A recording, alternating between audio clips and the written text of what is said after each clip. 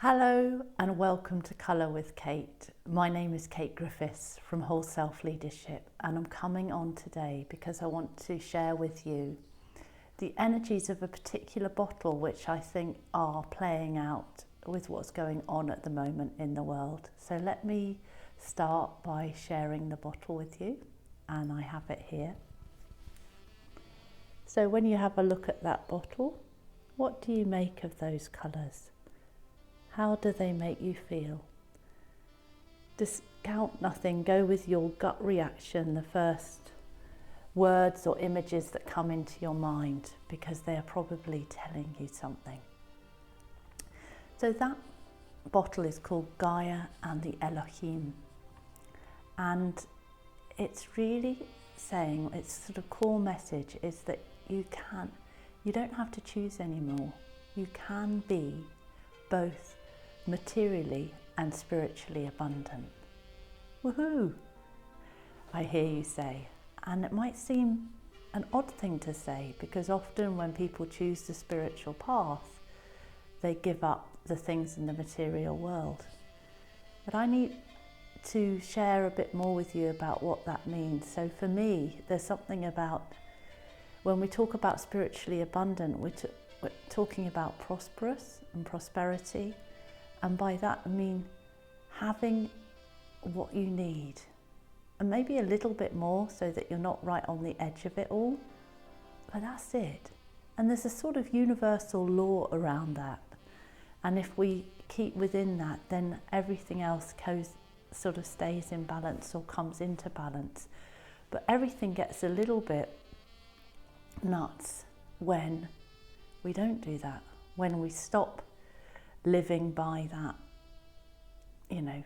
law, if you like. And that, in a way, is how you can explain what's been happening lately over the last year to 18 months with COVID, or the coronavirus, which is Mother Nature's response to us not respecting that energetic vibration. Because, as somebody I was listening to today said, if you a lot of people go, oh, well, it's the physical body, but you may see when somebody dies, when they're dead, there's nothing there. Their spirit has gone, and that is who they are, and their essence, that's their energy.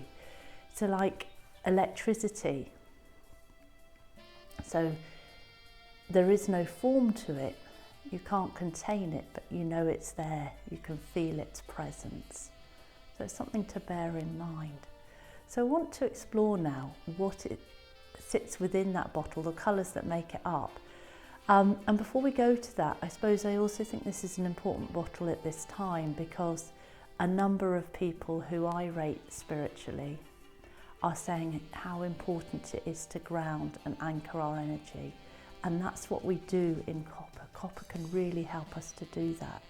So I really would recommend bathing in a copper bottle or working with a copper spritzer. If you're feeling at all ungrounded, it's a great way to bring you back into balance.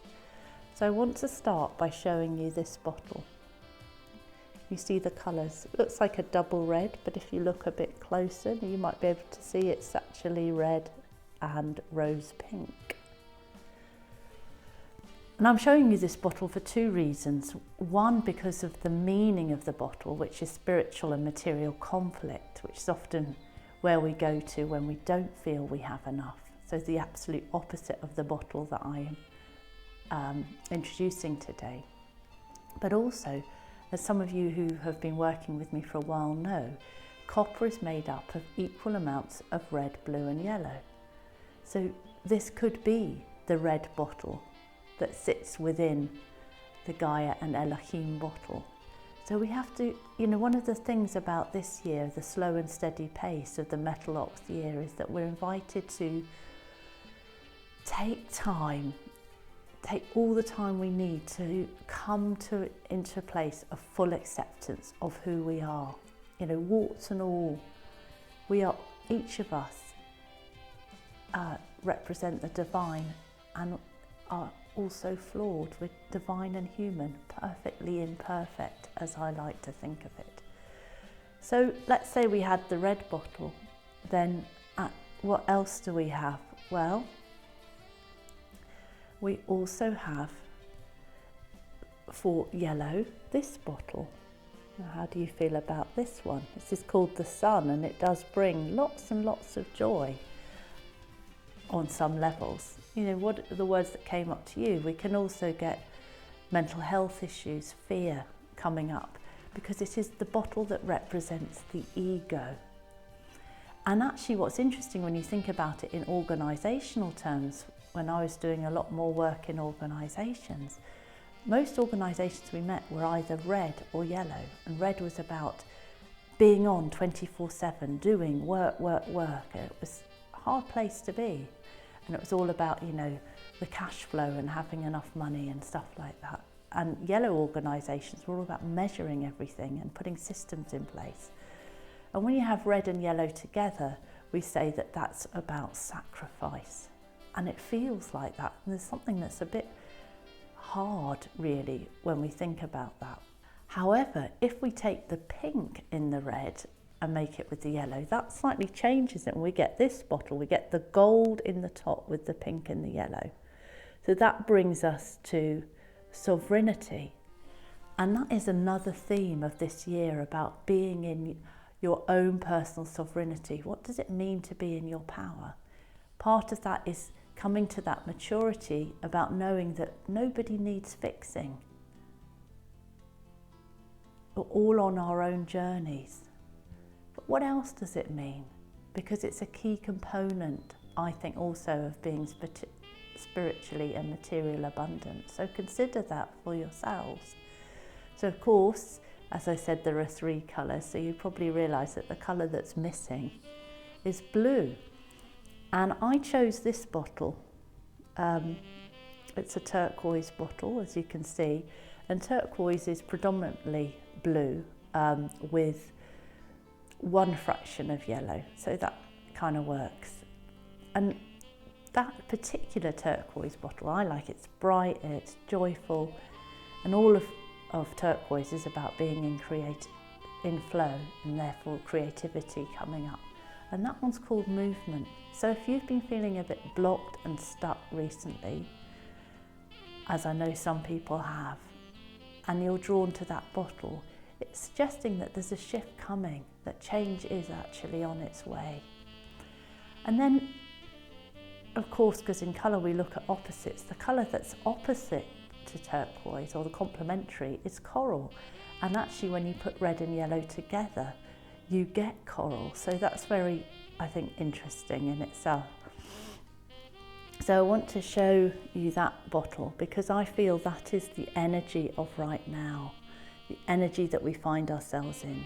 There's a real fragility to the world, and perhaps you're feeling fragile in yourself, a vulnerability. And that's okay, because as we know from Brené Brown's work, there's strength in our vulnerability if we allow it to show.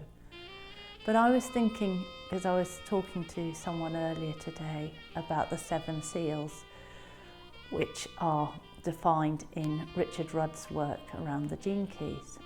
And you work down from 7 to 1. And the 7th seal is grace. And I was working with my Sangha about 2 weeks ago, and worked with a particular individual within the Sangha, and one of the bottles that he'd picked was the grace bottle. Within 10 minutes or so of the session finishing, and these bottles, although they're made of glass, are virtually indestructible. The grace bottle bounced off the table onto the floor and smashed into many pieces, and there's still a stain there right now. So there's something about needing to allow the grace in at the moment, and that's what I feel it's telling us. And actually that the vulnerability which is represented in the coral, that deep sensitivity, is the bridge that links grace at the one end and unconditional love, or universal love, which is the first seal, at the other. So the way through from grace to universal love is through being vulnerable and allowing your vulnerability to show. So I hope you found that helpful, and I wish you a wonder-filled week. And please, if you've enjoyed this, share it with others, post a comment, I will always comment, and hit the like button. Thanks ever so much. See you soon. Bye for now.